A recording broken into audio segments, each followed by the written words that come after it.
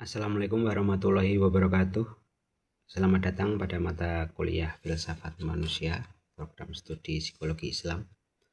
Pada video ini kita akan membahas bagaimana filsafat dan tradisi intelektual Islam memandang hakikat manusia. Setelah mempelajari video ini, teman-teman diharapkan mampu menjelaskan pengertian hakikat manusia, menganalisis pandangan Plato dan Al-Ghazali tentang manusia, dan menghubungkan konsep tersebut dengan psikologi Islam. Untuk memulainya, saya ingin mengajukan satu pertanyaan. Pernahkah saudara atau teman-teman bertanya, mengapa manusia mampu berpikir, memiliki emosi, sekaligus memiliki kebutuhan spiritual? Pertanyaan inilah yang menjadi fokus kajian filsafat manusia. Kita mulai dengan sebuah pertanyaan sederhana. Mengapa dua orang yang menghadapi masalah yang sama dapat memberikan respon yang berbeda?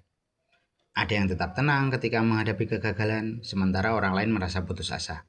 Apakah perbedaan tersebut hanya dipengaruhi oleh kondisi biologis? Ataukah manusia juga memiliki dimensi akal, hati, pengalaman, dan spiritualitas? Pertanyaan-pertanyaan seperti inilah yang menjadi objek kajian filsafat manusia. Kajian filsafat, manusia dipahami bukan hanya sebagai makhluk biologis, tetapi juga sebagai makhluk yang berpikir, memiliki kesadaran, dan mampu mencari makna hidup. Salah satu tokoh yang banyak membahas manusia adalah Plato. Menurut Plato, hakikat manusia terdiri atas tubuh dan jiwa. Tubuh bersifat material dan dapat berubah, sedangkan jiwa merupakan unsur yang lebih tinggi karena menjadi pusat pengetahuan dan moralitas. Oleh karena itu, kehidupan yang baik adalah kehidupan yang mampu mengendalikan keinginan tubuh melalui akal dan kebijaksanaan. Sementara itu, dalam tradisi Islam, Al-Ghazali menjelaskan bahwa manusia terdiri dari beberapa unsur penting, yaitu jasad, akal, qalb atau hati, ruh, dan nafas. Setiap unsur memiliki fungsi yang berbeda, tetapi semuanya saling berkaitan.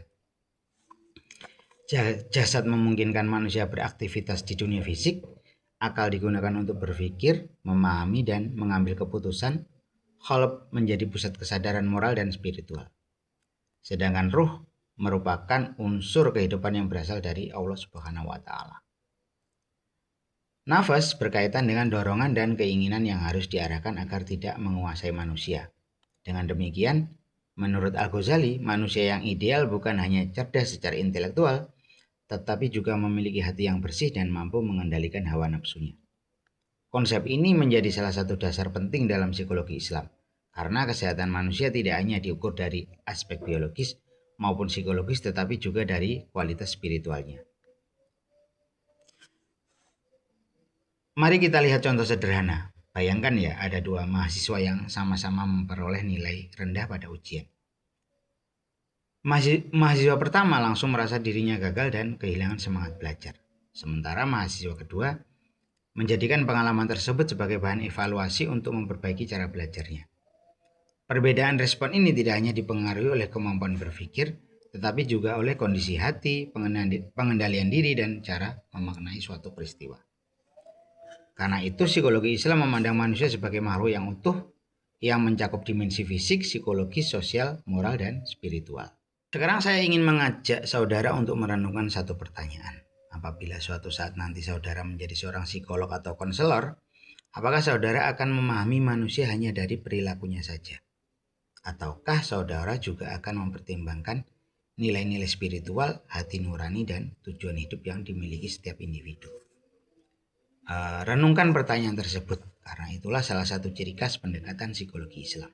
Sebagai kesimpulan, pada pertemuan ini kita telah mempelajari bahwa manusia merupakan makhluk yang kompleks. Perspektif filsafat menekankan kemampuan berpikir dan pencarian makna hidup. Sedangkan perspektif Islam menambahkan dimensi spiritual sebagai bagian yang tidak dapat dipisahkan dari hakikat manusia.